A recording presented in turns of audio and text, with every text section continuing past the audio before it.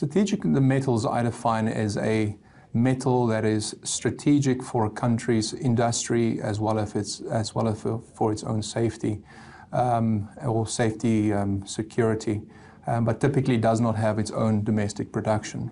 Strategic metals I really classify as two. One as being minor metals, and with minor metals I typically define those as a metal that's not traded on an exchange like the London Metals Exchange. It's typically a metal that's produced in smaller volumes, and it's typically a metal that's produced as a byproduct of base metals. Rare earths, which is the second category of strategic metals for me, is typically 19 elements that occur together in one ore deposit or ore body. Although it says it's rare, it's actually quite abundant, but what does make it rare is the fact that these deposits are typically very small and hence not very economically to exploit and to develop. Where industrial metals are really more things such as copper and nickel, is more things that's used to build the industry and build a country's infrastructure and events such as that. I call strategic metals or rare earths really smart metals. The reason why I call them smart metals is because these are the metals that enable our daily lives to be easier, to be faster, to be smarter, and to be safer. These metals are really the bridge into tomorrow's applications that makes tomorrow's applications easier, smaller, quicker, and faster, improves our productivity and things such as that. Really, if you think of these metals, you've got to think of things such as the technological age that we are currently in. LCD screens, flat panel screens, cell phones, none of these things will be available or will be possible if we did not have rare earths. Neither would be iPods, MP3 players, or iPads.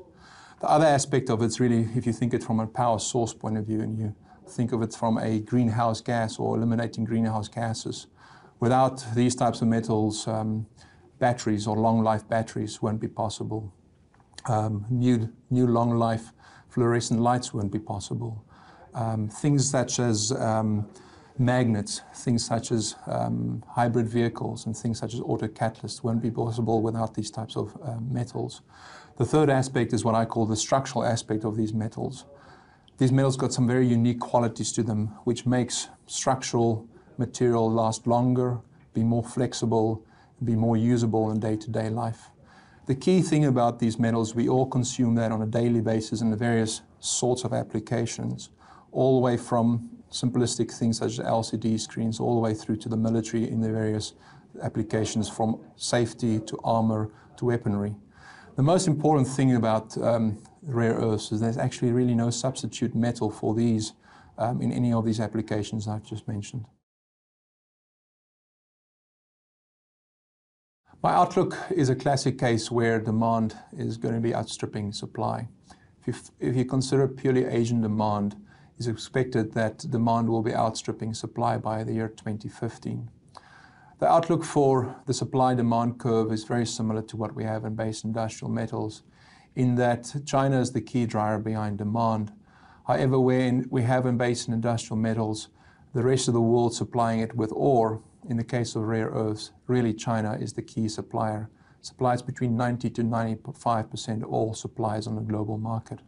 China more frequently have been doing a number of policy changes to prevent the supply of ore to the rest of the world.